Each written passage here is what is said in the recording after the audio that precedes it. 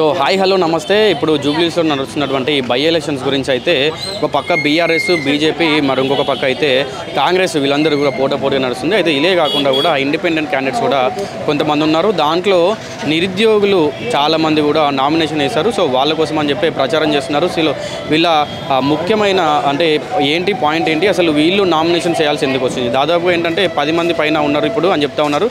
So వీళ్ళు nomination వేయాల్సి ఎందుకు వచ్చింది, అసలు వీళ్ళ ముఖ్య ఉద్దేశం ఏంటి, ఇవన్నీ కూడా వీళ్ళని అడిగి తెలుసుకుందాం. నమస్తే అన్న. నమస్తే అన్న. సో ఏంటన్నా మీరు నామినేషన్ వేయడానికి, నిరుద్యోగులు ముందుకు వచ్చి నామినేషన్ వేయడానికి ఏంటి ఉద్దేశం ఏంటి? ఒకటే అండి, గత ప్రభుత్వం ఇంటింటికి ఒక ఉద్యోగం అని చెప్పి నిరుద్యోగులను మోసం చేసింది. కాబట్టి మేము అందరం కలిసి కాంగ్రెస్ తరఫున బస్సు యాత్ర చేసి కాంగ్రెస్ ప్రభుత్వాన్ని ఇక్కడ మేము తెచ్చుకున్నాం. చాలా కష్టపడ్డాం కాంగ్రెస్ ప్రభుత్వం రావడానికి. ఈరోజు కాంగ్రెస్ ప్రభుత్వంలో రేవంత్ రెడ్డి గారు సీఎంగా ఉన్నారంటే ఉద్యోగస్తులు, రైతులు, నిరుద్యోగులతోనే ఈరోజు గద్దెన ఎక్కించారు మేము రేవంత్ రెడ్డి గారికి. మరి ఈరోజు కాంగ్రెస్ ప్రభుత్వం 2 లక్షల ఉద్యోగాలు భర్తీ చేస్తామని చెప్పారు. 2 లక్షలు అంటే ఇప్పటికి 2 సంవత్సరాలు అంటే 4 సంవత్సరానికి 2 లక్షలు అంటే ఇప్పటికీ 2 సంవత్సరాలు అంటే 4 లక్షల ఉద్యోగాలు భర్తీ చేయాలి. మరి 4 లక్షల ఉద్యోగాలలో ఈ ప్రభుత్వం ఆర్థిక ఆమోదం తెలిసి ఎంత ఉద్యోగం భర్తీ చేసింది? ఎక్కడ చూసినా అవినీతి ఆక్రమాలే. మరి నిరుద్యోగులకు నిరుద్యోగ భృతి అన్నారు. పాపం పాఠశాలలో స్కూళ్ళలో చదువుకునే వాళ్ళకు స్కూటీ ఇస్తా అన్నారు అమ్మాయిలకు. మరి ఎక్కడ ఎన్ని భర్తీ చేశారు? పాపం ఈరోజు సాక్షాత్తు మన వరంగల్లో ఒక అబ్బాయికి ఎస్ఐగా పోస్ట్ రావడం జరిగిందట. వాళ్ళ తండ్రి చెప్తున్నాడు ఆయన బాధ. ఆ అబ్బాయికి ఎస్ఐ పోస్ట్ వస్తే రేవంత్ రెడ్డి గారు నియామక పత్రం అందజేశారు స్టేజ్ పైన. మరి మేము నియామక పత్రం ఒక 530 పోస్టులు భర్తీ చేసినామని. నియామక పత్రం ఇచ్చిన తర్వాత పాపం ఆయన పోయి అక్కడ జాయిన్ అవ్వాలి కదా. అక్కడ జాయిన్ అవ్వడానికి పోతే అక్కడ లిస్టులో పేర్లేదట. పాపం ఆ అబ్బాయి మినిస్టర్ల చుట్టూ తిరిగి, పోలీస్ డిపార్ట్మెంట్ల చుట్టూ తిరిగి ఈరోజు ఆయన పరిస్థితి చాలా దారుణంగా ఉందట. మెంటల్ అయిపోయిందట. అంటే ఒక ఉద్యోగం అంటే తన ఉపాధి, తన ప్రాణంతో చదివి సాధించిన ఉద్యోగాన్ని కోల్పోయినందుకు ఆయన ఈ స్టేజ్లో వచ్చిందట. పాపం వాళ్ళ తండ్రి పాపం రోజు తీసుకుందా చెప్తున్నాడు సాక్షాత్తు. మరి ఇంత నిరుద్యోగులకు అన్యాయం చేసినప్పుడు కాంగ్రెస్ తరఫున మేము పోటీ చేయకపోతే ఎట్లా? నిరుద్యోగులకు నిరుద్యోగ భృతి మేము అధికారంలో వచ్చిన వెంటనే 2 లక్షల ఉద్యోగాలు, అధికారం వచ్చిన వెంటనే నిరుద్యోగ భృతి, అధికారం వచ్చిన వెంటనే రైతు రుణమాఫీ, రైతు బంధు, మహాలక్ష్మి పథకం, పెన్షన్లు అవి ఇవి అన్నీ అన్నారు. మరి ఎక్కడ పోయినాయి అవి అన్నీ? ఎక్కడ హామీలు ఎక్కడ? అంటే తూతూ మాత్రాన ఈరోజు ఈ నియోజకవర్గంలో రెహమత్ ఏరియాలో తిరిగితే ఇంద్రమ్మ ఇల్లు కూడా సరిగా ఇవ్వట్లేదట. పాపం మహిళలు మామూలుగా తిట్టుకోవడం లేదు ఇక్కడ. ఈరోజు 7 గంటలకు మన సీఎం రేవంత్ రెడ్డి గారు ఇక్కడ వస్తున్నాడా? మరి ఆయన ఏం ప్రచారం చేస్తాడో, మరి డబ్బులు ఇచ్చి జనాలు తెచ్చుకుంటారో మరి ఏం అర్థం కావడం లేదు. ఇక్కడైతే సాక్షాత్తు ఉన్న జనాలు మాత్రం వెళ్ళడానికి ఇష్టపడట్లేదు. ఇప్పుడు మీరు ఏరియాలు తిరుగుతున్నప్పుడు వాళ్ళు ఏం చెప్పడం జరిగింది? మరి అంటే అటు కాంగ్రెస్ ప్రభుత్వం గురించి అవ్వచ్చు, ఇటు బీజేపీ బీఆర్ఎస్ గురించి అవ్వచ్చు, వాళ్ళు ఏం చెప్తున్నారు? అంటే ఏ ప్రభుత్వం ఉన్నప్పుడైనా మాకు వాళ్ళకు మంచి జరిగింది అనే ఏమన్నా చెప్తున్నారా, లేకుంటే ఏ ప్రభుత్వం వచ్చినా ఒకే విధంగా ఉంది ఇట్లాంటి ఏమన్నా? ఒకటే అండి, ఈరోజు మేము ఇక్కడ తిరుగుతే ప్రచారానికి గడపన చాలామంది కాంగ్రెస్లను తిట్టుకుంటున్నారు. కాంగ్రెస్ ప్రభుత్వం వచ్చినప్పటి నుంచి వాళ్ళకు కనీసం ఈ రోడ్లు కూడా మంచిగా లేవండి. చూడండి అంత దారుణంగా ఉన్నాయి. ఒక బాత్రూమ్, ఒక టాయిలెట్స్ రూమ్ లేవు ఇక్కడ సరిగా. పాపం లేడీస్లకు అయితే ఎంత ఇబ్బంది అంటే ఇక్కడ ఒక టాయిలెట్ రూమ్ కూడా లేదంటే ఒకసారి ఆలోచించండి. ఇంత దౌర్భాగ్యమైన పరిస్థితి ఉందంటే రోడ్లు సరిగా లేవు. ఇంత దారుణంగా ఉంది కాంగ్రెస్ ప్రభుత్వం. ఎక్కడ పోయినా కాంగ్రెస్ ప్రభుత్వం అనేది సీఎం రేవంత్ రెడ్డి తిట్టుడు జనాలు. మరి ఇదేనా కాంగ్రెస్ ప్రభుత్వం పరిపాలన? చెప్పండి, ఇదేనా? నేను రేవంత్ రెడ్డికి ఒకటి అడుగుతా డైరెక్ట్గా, నువ్వు ఉద్యోగ నియామకాలు జరిగితే అగ్రవర్గాలకే ఉద్యోగాలు ఇస్తున్నావా, లేకపోతే ఎస్సీ ఎస్టీ బీసీ మైనార్టీ వాళ్ళకి ఇస్తున్నావా? నేను సూటిగా అడుగుతున్నా. ఎందుకంటే ఇక్కడ ఎస్సీ ఎస్టీ బీసీ మైనార్టీ ఉద్యోగాలు చూస్తే చాలా నష్టపోతున్నాం. ఏదో కొత్త జియోలు తీసుకోవచ్చి మమ్మల్ని మొత్తం చంపుకొని తింటున్నారు కాంగ్రెస్ ప్రభుత్వం వాళ్ళు. కొన్ని జియోలు ఉన్నాయి, ఆ జియోలను వెంటనే రద్దు చేసి మా ఎస్సీ ఎస్టీ బీసీ మైనార్టీకి న్యాయం చేయాలని నేను విజ్ఞప్తి చేస్తున్నా. మరి మీతో చేత కాకపోతే చెప్పండి, రానున్న స్థానిక ఎలక్షన్లో ఇదే నిరుద్యోగులం అందరం 30 లక్షల నిరుద్యోగులం కలిసి మిమ్మల్ని ఖచ్చితంగా ఓడగొడతాం. ఇది మాత్రం పక్కా. ఒకటే అండి, మాకు రావాల్సిన ఉద్యోగ నియామకాలు ఉద్యోగ నోటిఫికేషన్ వెంటనే విడుదల వల్ల, అదేవిధంగా చూస్తే మా ఏజెన్సీ ప్రాంతాలలో కూడా ఉద్యోగ నోటిఫికేషన్ ఇవ్వాలా, ప్రత్యేకంగా నిరుద్యోగ భృతి ఇవ్వాలా. అదేవిధంగా మా ఎంతమంది ఇక్కడ అంటే ఇప్పుడు మీరు ఈ జరుగుతున్నటువంటి బై ఎలక్షన్స్లో మీ నిరుద్యోగుల తరఫు నుండి ఎంతమంది నామినేషన్ వేశారు? ఎంతమందికి? మహా అయితే ఒక 10 నుండి 20 మంది ఉండొచ్చండి నిరుద్యోగులే. మా నిరుద్యోగులం అందరం కలిసి ఖచ్చితంగా కాంగ్రెస్ ప్రభుత్వాన్ని ఓడగొడతాం. ఎందుకంటే వాళ్ళు ఇచ్చిన జూటా హామీలను మేము చూడలేకపోతున్నాం, మేము అసలు వినలేకపోతున్నాం వాళ్ళ మాటలని. ఒకరంటారు 60,000 అంటాడు, ఒకడేమో 70,000 అంటాడు, ఒక 1,00,000 అంటాడు. అసలు వాళ్ళ మధ్యనే యూనిటీ లేదు. మరి ఈరోజు కూడా కనీసం ఎస్సీ ఎస్టీ బీసీ మైనార్టీలలో చూస్తే చాలామంది ప్రమోషన్లలో కూడా ఇతర వర్గాల వాళ్ళే ఉన్నారు. ఎక్కడ చూసినా ఇతర వర్గాల వాళ్ళే. మరి ఎస్సీ ఎస్టీ బీసీ వాళ్ళు ఎటు పోవాలా? ఇంత దారుణమైన, నేను ఒకటే చెప్పేదండి, ఇక్కడ రెహమత్ నియోజకవర్గ ప్రజలారా ఒకటి గుర్తుపెట్టుకోండి, కాంగ్రెస్ ప్రభుత్వం చేస్తున్న జూటా మాటలకు నమ్మి మీరు మోసపోకండి. ఎట్లాగో మేము మోసపోయాం, ఇక్కడున్న ప్రజలు మోసపోవద్దని నేను ఈ వేదిక పూర్వంగా నేను వేడుకుంటున్నాను. సో ఒక నిరుద్యోగ అభ్యర్థికి మీరు సపోర్ట్ చేస్తూ ఏం చెప్తారు మీరు? అన్న చెప్పింది కానీ ఉద్యోగాలు కానీ నార్మల్గా ఇప్పుడు సొసైటీలో చూసుకుంటే ఏ పార్టీ వచ్చినా సరే నార్మల్గా మనకు ట్రాన్స్పోర్ట్ సిస్టమ్ కానీ వాటర్ సిస్టమ్ కానీ ఏవీ లేవు. ఈ రోడ్ సిస్టమ్ సరిగా లేకపోవడం వల్ల ఈ యాక్సిడెంట్లు అవుతున్నాయని నేను అనుకుంటున్నాను ఖచ్చితంగా. సో ఏ గవర్నమెంట్ వచ్చినా కరెక్ట్గా చేయట్లేదు. సో మేమందరం ఏమనుకుంటున్నాం అంటే మా కాశీనాథ్ అన్నను నిరుద్యోగాల తరపున నిలబెట్టి అన్నని గెలిపిస్తే ఈ రాజకీయ నాయకులకు అనేటోళ్ళకి ఎట్లా అంటే ఒక భయం ఉంటుంది, అరే జనాలు చైతన్యవంతులు అనే వాళ్ళకు ఒక సిగ్గుచేటు వచ్చి కొంచెం భయపడి మంచి పనులు చేయడానికి ఆలోచిస్తారని నేను అనుకుంటున్నాను. సో మనతో పాటు ఇక్కడ ఏంటంటే ఈ నిరుద్యోగుల తరఫు నుండి అభ్యర్థిగా ఉన్నటువంటి అన్న కూడా ఉన్నారు. ఒకసారి మాట్లాడదాం. అన్న నమస్తే అన్న. ఇప్పుడు మీరందరూ నిరుద్యోగుల తరఫున మీరు పోటీ చేస్తూ ఉన్నారు, అభ్యర్థిగా ఉన్నారు. మీ పేరేంటి? మీరు ఇప్పుడు అంటే మీకు ఉద్యోగాలు రాలేదని చెప్పి మీరు వీళ్ళ తరఫున పోరాడుతున్నారా, లేదంటే మీరు ఆల్రెడీ ఉద్యోగంగా స్థిరపడి ఉన్నారా? ఏంటి ఒకసారి డీటెయిల్స్ చెప్పండి. నా పేరు కాశీనాథ్, ఉస్మాన్ యూనివర్సిటీ. నేను ఇప్పుడు స్వతంత్ర అభ్యర్థిగా సీరియల్ నెంబర్ 37 హార్మోనియం గుర్తొచ్చింది. నేను ఎందుకు పోటీ చేస్తూ ఉన్నానంటే ఈ తెలంగాణ రాష్ట్రం సాధించుకుందే నీళ్లు నిధులు నియామకాలు. ఎందుకంటే నిధులు ఎక్కడనో పోయినాయి, నీళ్ళు ఎక్కడనో పోయింది. మళ్ళీ ఉద్యోగాలు కూడా వీళ్ళు అమ్ముకుంటున్నారు, ఉద్యోగాలు రానివ్వకుండా మమ్మల్ని ఆగం చేస్తున్నారు కాంగ్రెస్ వాళ్ళు. కాబట్టి కాంగ్రెస్ ప్రభుత్వాన్ని ప్రశ్నించడానికి, మీరు మోసం చేస్తే మోసపోవడానికి మేము గొర్రెలం కాదు, మేము తెలంగాణ యోధులం, మేధావులం, తెలంగాణ రాష్ట్రాన్ని కాపాడే విద్యార్థులం, యువ నాయకులం. ఎందుకంటే మీ దగ్గర మోసం చేసే తెలివి ఉంటే ఆ మోసాన్ని ఏ విధంగా తెలంగాణ రాష్ట్రం నుంచి కాపాడాలి, ఏ విధంగా మిమ్మల్ని గల్లీ నుంచి ఢిల్లీ దాకా ఏ విధంగా తరిమి కొట్టాలి అనేటువంటిది మా దగ్గర చాలా క్లియర్ కట్గా ఉంది. మీరు ఇస్తా హామీలే 2 లక్షల ఉద్యోగాల గురించి అడిగితే రేవంత్ రెడ్డి సపోర్ట్ చేయడు. మీరు ఇచ్చిన హామీలు 420 హామీలు ఇవాళ మాకు తెలంగాణ రాష్ట్ర ప్రజలకు నిరుద్యోగులకు ఉరితాడులైనాయి. 12 మంది నిరుద్యోగులు చచ్చిపోయినారు, గురుకులలో విద్యార్థులు చచ్చిపోయినారు. తెలంగాణ రాష్ట్రం మొత్తం ఆగమవుతున్నారు. ఏం చేయడానికి నువ్వు ముఖ్యమంత్రి? ఇవాళ దేనికి నీ ముఖ్యమంత్రి కుర్చీ? దేనికి? మేము పెట్టిన భిక్ష కదా ఇవాళ ముఖ్యమంత్రి కుర్చీ. మరి మేమే లేకపోతే నువ్వెక్కడిది, నీ పదవి ఎక్కడిది, నీ పార్టీ ఎక్కడిది, నీ సోనియా గాంధీ ఎక్కడి, రాహుల్ గాంధీ ఎక్కడి, ఈ రేవంత్ రెడ్డి ఎక్కడిది? తెలంగాణ గౌరవం, ఆత్మ గౌరవం చంపుకొని మిమ్మల్ని గెలిపిస్తే ఇవాళ మన నెత్తి మీద కూర్చొని రేపొక మాట, ఎల్లుండొక మాట, గంటకో మాట మాట్లాడుకుంటా చిలకమ్మ కబుర్లు చెప్పుకుంటా మా చెవులో పువ్వు పెట్టడానికి మేమన్నా 10th ఫెయిల్ అనుకుంటున్నావా, ఇంటర్ ఫెయిల్ అనుకుంటున్నావా, లేదా మీలాగా దొంగ ఓటుకు నోట్లు దొరికిన దొంగ అనుకుంటున్నావా? మేము మేధావులం, మేము యువకులం. మేము ఈ తెలంగాణ రాష్ట్రంలో ఎక్కడైనా అన్యాయం జరిగితే ముందు ప్రశ్నించే గొంతుగా ఈ తెలంగాణ రాష్ట్రం బిడ్డలది. ఆ బిడ్డలది కడుపు కాలుతుందో ఇవాళ ఈ కాంగ్రెస్ ప్రభుత్వం చేస్తున్న మోసాల్ని ఇవాళ దిగమింకొని ఇవాళ ఉప్పెనలో ఎగిరిపడతానా? ఎందుకు?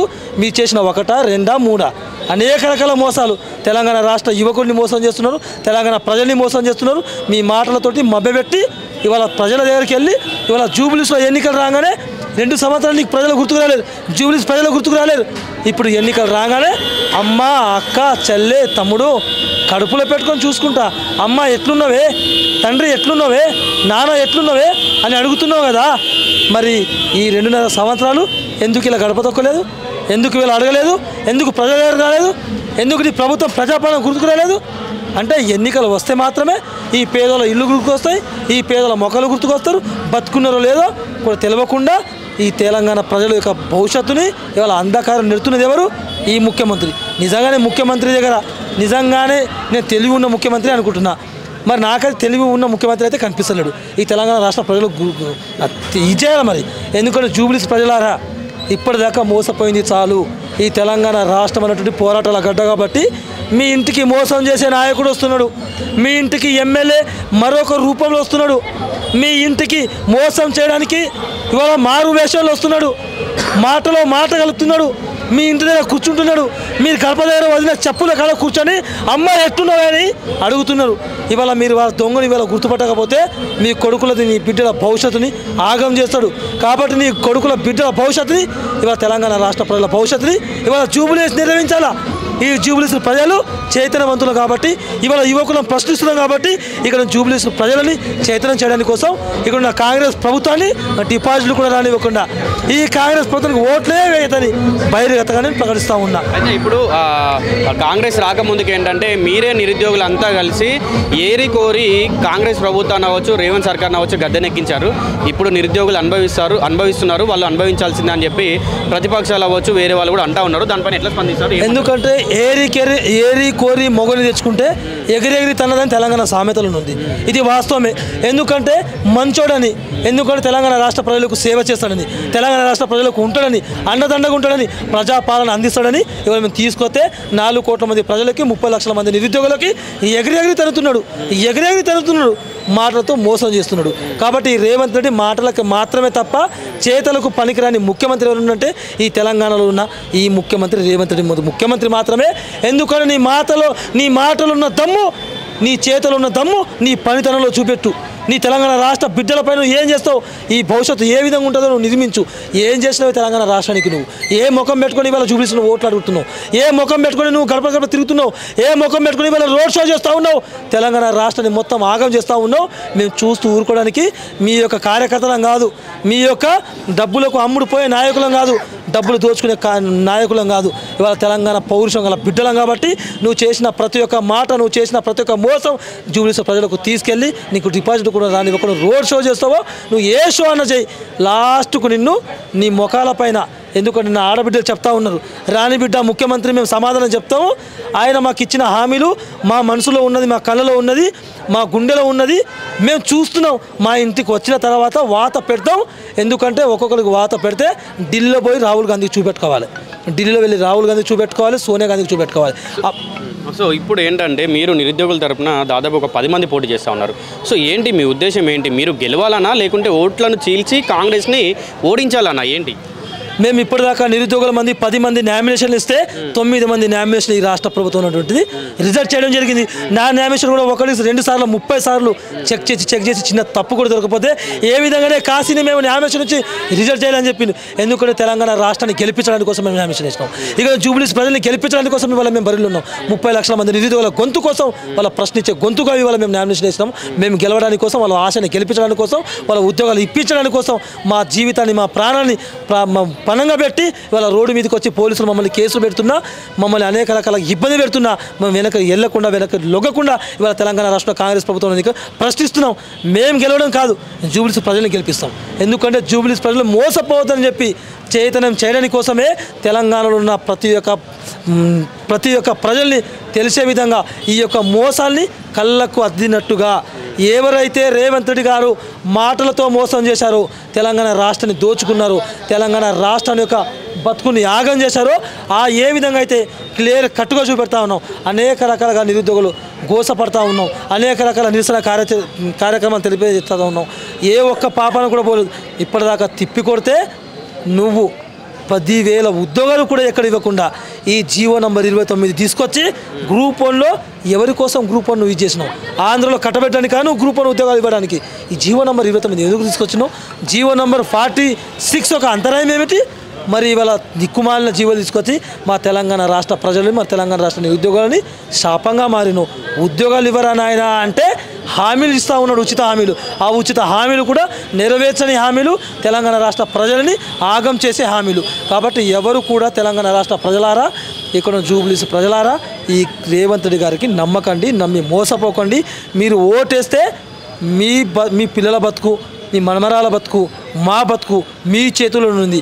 ఎందుకంటే మీరు వేసే ఓటే రేపు మాకు శాపంగా మారుతుందా, లేకపోతే దారిగా మారుతుందా, లేకపోతే మా భవిష్యత్తు నిర్మిస్తుందా అనేటువంటిది మీ చేతిలో కత్తి పెట్టినాం, మీ చేతిలో ఆయుధం పెట్టినాం, నీకు ప్రశ్నించే ఆయుధం ఇచ్చినాం. ఎందుకంటే ఆ ఓటుని అమ్ముకుంటావో, ఆ ఓటుతో ఈ రాష్ట్ర ప్రభుత్వాన్ని ప్రశ్నిస్తావో నువ్వు తేల్చుకోవాలి.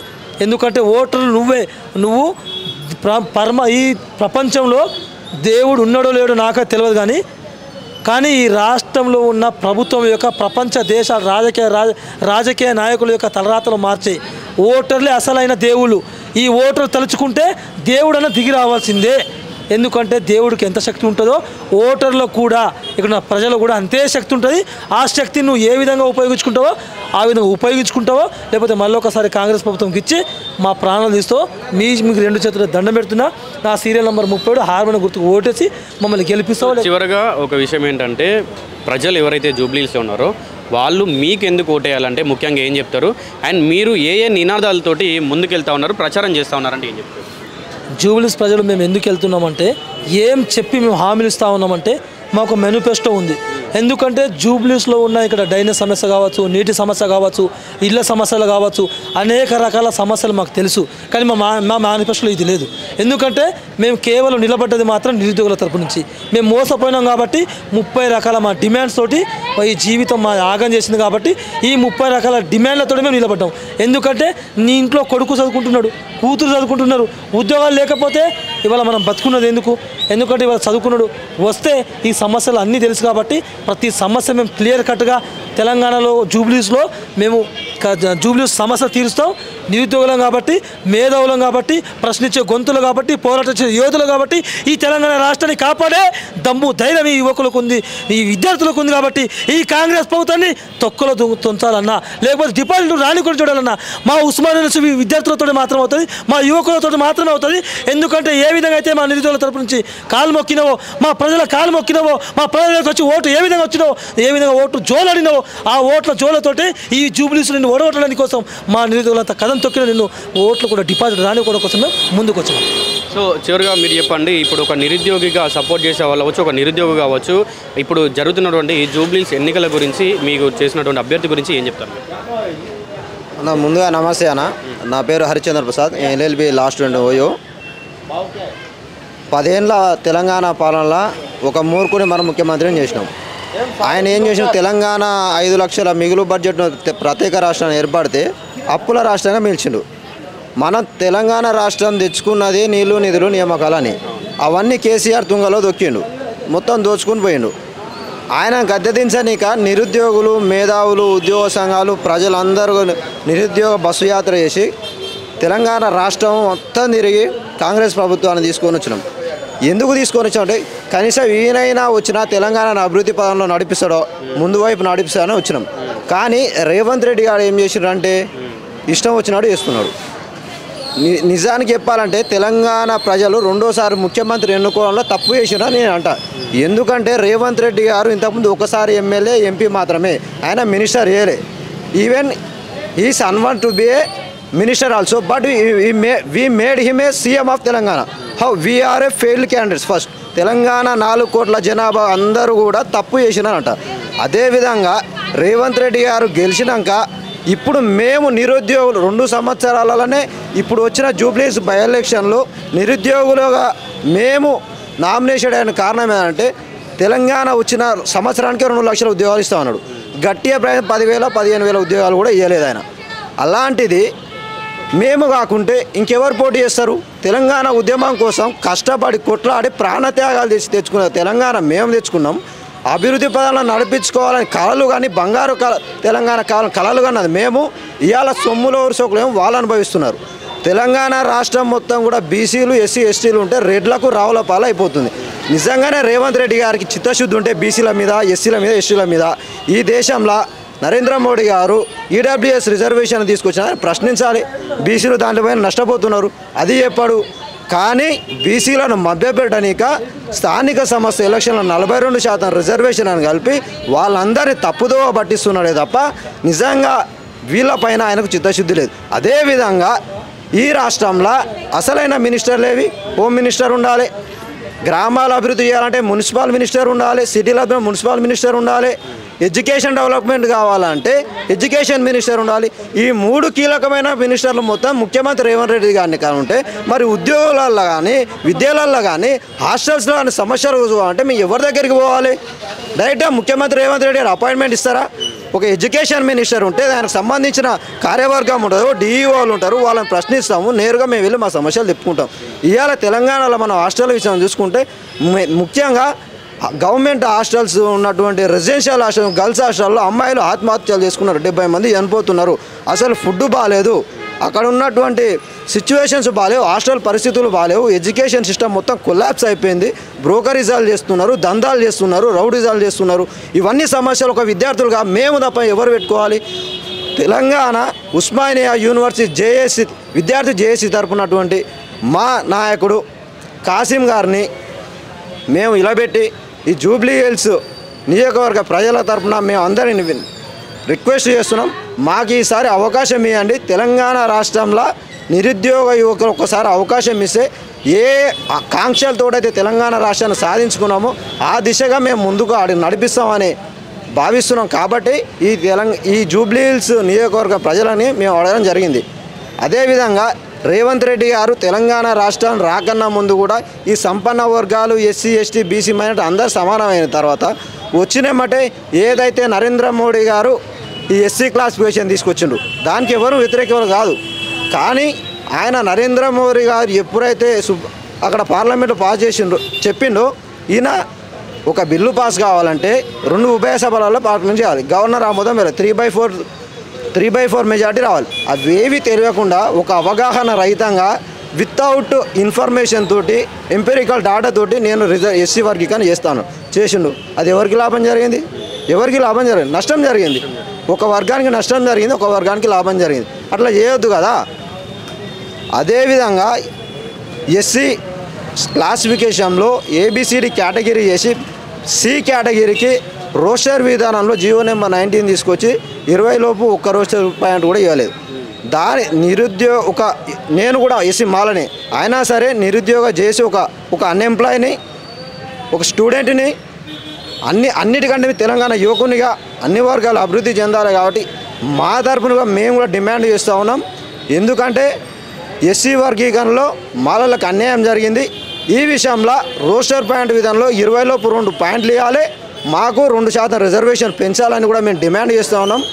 అదేవిధంగా తెలంగాణ రాష్ట్రంలో ఏవైతే హామీలు పెట్టిండో హామీలన్నీ కూడా నెరవేర్చాలి. ఆయన నెరవేర్చిన హామీలు 2 తప్ప మిగతా ఒక ఆర్టీసీ తప్ప ఏం లేదు. కాబట్టి తెలంగాణ గవర్నమెంట్లో అట్టర్ ఫ్లాప్ అయింది, మినిస్టర్లు అట్టర్ ఫ్లాప్ అయిండు, ముఖ్యమంత్రి అట్టర్ ఫ్లాప్ అయిండు. కాబట్టి గమనించాలి, జూబ్లీ హిల్స్ ప్రజలందరూ గమనించాలి, ఎవరికి ఓటేయాలి ఎవరికి వేయకూడదు అనేది 1కి 10 సార్లు ఆలోచన చేసి ఒక మంచి వ్యక్తిని ఎన్నుకోవాలని కోరుకుంటున్నాం. సో చూశారు కదా, మొత్తంగా ఏంటంటే నిరుద్యోగులు వీళ్ళందరూ కూడా కలిసి కాసిం అనే వ్యక్తిని వీళ్ళు నిరుద్యోగుల తరపున అభ్యర్థిగా వీళ్ళు పెట్టుకొని ఏంటంటే ఈ జూబ్లీ హిల్స్ నియోజకవర్గం మొత్తంలో కూడా వీళ్ళు ప్రచారం చేస్తూ ఉన్నారు. మీకు ఏదైతే కాంగ్రెస్ 420 హామీలు ఇచ్చిందో ఆ హామీలన్నిటి కూడా 420 హామీలే అని మీరు చూస్తూ ఉన్నారు. వాళ్ళు ఇచ్చిన దాంట్లో ఆ పథకాలు అవ్వచ్చు, హామీలు అవ్వచ్చు, దాంట్లో ఒక ఆర్టీసీ బస్సు ఒకటే సఫలమైంది, అన్నీ కూడా విఫలమయ్యాయని చెప్పి కూడా వీళ్ళు చెప్తా ఉన్నారు. సో మీ ఓటు అనేది సద్వినియోగం చేసుకోండి, ఎవరికి ఓటు వేయాలి ఎవరికి ఓటు వేయకూడదు అని చెప్పి కూడా మీరు ఇవన్నీ తెలుసుకొని సరైన అభ్యర్థికి మీరు ఓటు వేయాలని చెప్పి కూడా వీళ్ళు చెప్తా ఉన్నారు. సో మరి చూద్దాం, ఈ జూబ్లీ హిల్స్ ఎలక్షన్స్ అయితే రాబోతున్నాయి కదా, ఈ ఎలక్షన్స్ అయిపోయిన తర్వాత మరి ఎవరెవరికి ఎంత ఓట్ల శాతం రాబోతుంది, ఈ నిరుద్యోగులు గెలవబోతున్నారా లేదా అనేది కూడా మరి ముందు తెలుసుకునే ప్రయత్నం చేద్దాం. మరిన్ని అప్డేట్స్ కోసం మన ఛానల్ సబ్స్క్రైబ్ చేసుకోవడం మాత్రం మర్చిపోకండి.